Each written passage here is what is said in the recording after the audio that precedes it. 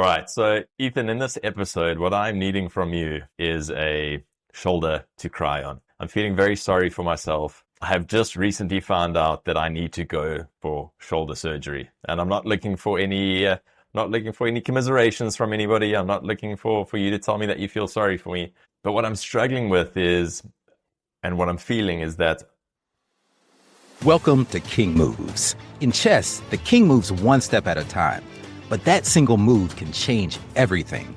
Each week, we explore mindset shifts and simple actions that could lead to the next breakthrough in your business and life. I'm your co-host, Ethan King, from Atlanta, Georgia, USA. Entrepreneur, TEDx speaker, and best-selling author of Wealth Beyond Money. And I'm your co-host, Justin King, no relation to Ethan, from Cape Town, South Africa. Entrepreneur, speaker, and business growth strategist. Our journey crosses continents and cultures as we think out loud, challenge assumptions, and uncover the small moves that create big momentum. Welcome to King Moves. Let's start the conversation. I'm feeling like it's about to be taken away from me. I've had issues with my shoulder for about 10 years. I had a torn rotator cuff 12 years ago, had an op for it. Always had a bit of struggled with it since then. And last week I went to two specialists, had an MRI, and they both came back and have said to me, Justin, it doesn't look great. There's a lot of fluid on the shoulder, fluid in the joint. It looks like there's issues with the AC joint, your rotator cuff, and bicep tendon. And ultimately what that means is, well, I've booked this op in for the 25th of June. But ultimately what that means, it looks like I'm going to be in a sling for 4 to 6 weeks and then require rehab for at least 4 months thereafter before I can start doing the type of activities that I need to do again. And it's just such a long time to try and stay motivated when what you love doing gets taken away from you. And my concern is, am I just going to be like, fuck it, I'm not going to do any of it then, I'm going to eat all the cake, I'm not going to really worry about my rehab, or am I going to embrace it, lean in, find a different reason, different why to keep me motivated to keep carrying on. So that's what I need from you. I need a little pep talk. I need some magical advice, and maybe somebody's facing something similar where they're worried about, or they are about to be in the trough of the discipline and motivation dip. But I'd love to hear your thoughts and what I can look out for, and how I can hopefully avoid falling into just the pit of cake and doing very little while I'm recovering.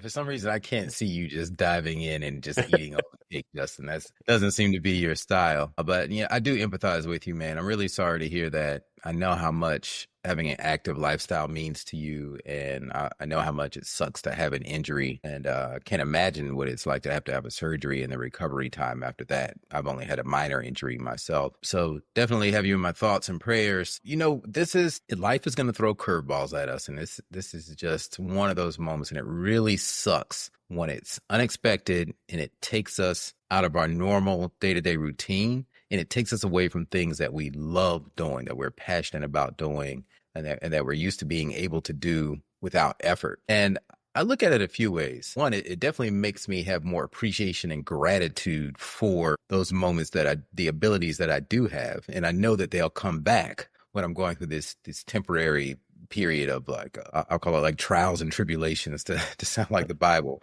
But it is kind of, it's temporary. And we have to remember that it's only temporary. And two, we remember that strength comes from the ability to adapt and adjust. You've heard me say this before, but what Darwin said was not only the strong survive. People always misquote that. It's not only the strong survive. It's not the most intelligent. It's the species that's best able to adapt and adjust into the environment in which it finds itself. And that's what we are able to do as humans is adjust, adapt our mindset. So what I like to do is I look for, once I get through the initial pain and despair and being down on myself, I try to, as quickly as possible, think, what's the bright side of this? Because everything in life, we live in a universe of polarity, a universe of opposites. For every good, there's a bad. For every bad, there's a good. Nothing in itself is all bad or all good. So I try to look at, well, what is the bright side of this? Maybe in your situation, but if I were in your situation, I would think to myself, it sucks. I can't run. I can't work out. Well, that's about an hour and a half that I get back every day. Maybe I'll go into that book that I want to get done. or studying this new course or learning this new AI application or whatever it is, I could put this time towards that because I know this is only temporary. So let me go in deep while I can't move like I used to and use that time for something else. And so I try to just look at what are the positive aspects of this adverse situation that I'm in right now. Yeah, I like that. So it's a reframe. It's not what's necessarily being taken away, but what about being given back? And one of those would be time, for sure. I like that. It's then I think for my personality as well, need to be setting some form of goal around that. Otherwise, that time will just be wasted, or it will just be spent doing more work rather than. I like the idea of work versus building, and building would be the book, building would be the course, building would be a coaching framework, those types of things. Building would be a new keynote, rather than just kind of falling into the trap of work, answering emails, sending this off, who needs a quote, who needs an invoice, whatever it may be. So I like that. I tell you what, the one thing that I'm struggling with is, and I speak about this a lot with clients, I always say, create your stack of undeniable evidence. So your stack of undeniable evidence for those that are listening for the first time would be your list of things, of achievements, essentially, things that you have done before that prove that you are who you say you are, prove that you are capable of the things that you want to be capable of, and you sometimes don't think that you are. You've done it before. It's on your list. So that's your stack of undeniable evidence. What I'm struggling with, though, in this particular context, and maybe this is just me feeling sorry for myself, but a stack of undeniable evidence also tells me how far I've fallen. So in the context of fitness, so my stack of undeniable evidence tells me that I was in X shape, that I was able to use this particular weight, dumbbells, that I was able to run this marathon in this number of minutes, that I was able to complete 10 marathons in 10 days. And if I then look 4 months down the line after the surgery, yeah, it's my stack of evidence that I can do those things, but it also is this constant reminder of, oh man, look how far down the hill or the mountain that you rolled, and it's a hell of a long way back up. So what's a useful way to I don't even say reframe, but not get caught in that kind of, it's a negative spiral. That's 100% a negative spiral.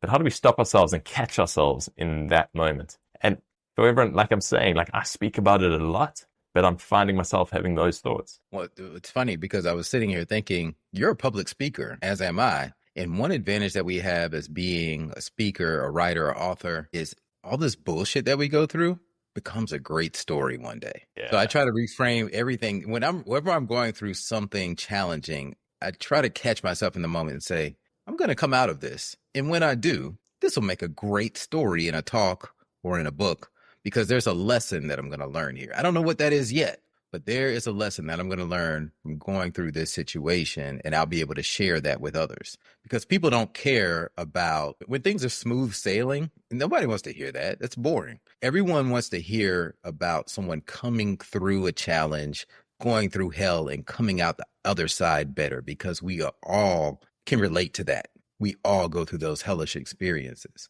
So that's one way that I try to reframe it, is to keep the story log in my mind. And I have no doubt that when you come through, because I think you said when you add it all up, it's a few months. Yeah, unfortunately, probably close to 6 months.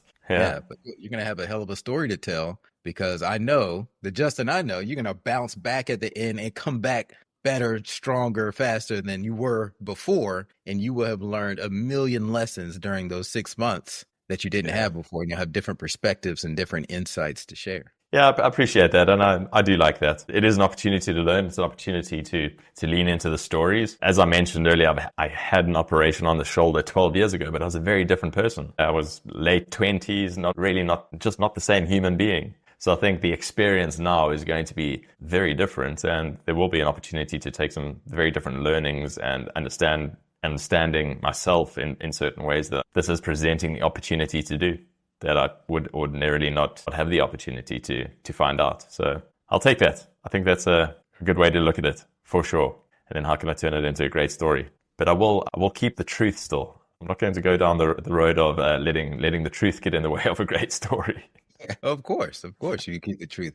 You know, something I do want to challenge, one thing that you kind of implied there is that age makes you not the same person you were 20 years ago. And I challenge that notion because one thing I've noticed about myself is I like to put myself around people who are much older than me because I learned so much wisdom from them, not just in how they think, but also their actions. So one of my mentors, Warren Rustin, I recently had the opportunity to spend time with him. He came to Atlanta to speak at an event that I put on, and he's 82 years old now. I picked him up from the airport, and he wouldn't even let me pick up his bags to throw them into the car. He was so energetic and spry. He tossed his bags in the trunk. He was like, let's go. We went out to eat. Sharp body, sharp mind at 82.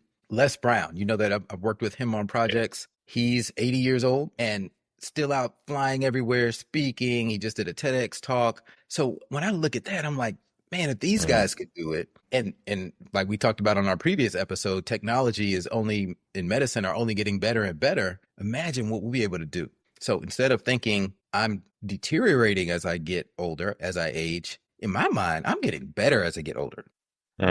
Like a bottle of fine wine. The older we get, the better we are. So I want you to think about it that way.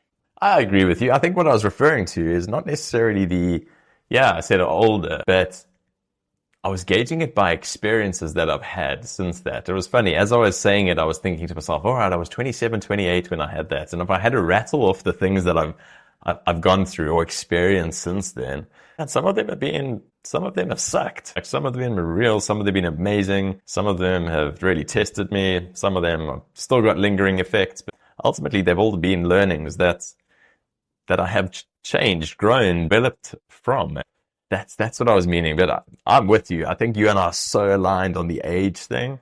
Other than we're going to laugh. Other than the fact that I've got to go for shoulder surgery, I feel damn good. Yeah, I turned 40 at the beginning of the year, but feeling strong, feeling healthy, feeling good. And the reason I want to get this sorted out now is because I plan to be as active as I possibly can for the next 40 years as well. That's the plan. That is the plan. And look how great you look. If you're listening to this on the podcast and you haven't been to our YouTube, go check this out because Justin is a great looking guy. You wouldn't think he's 40 years old. Man, when we were kids, I don't know if it was like this for you. When I was a kid, when someone was 40 years old, they looked ancient. Old.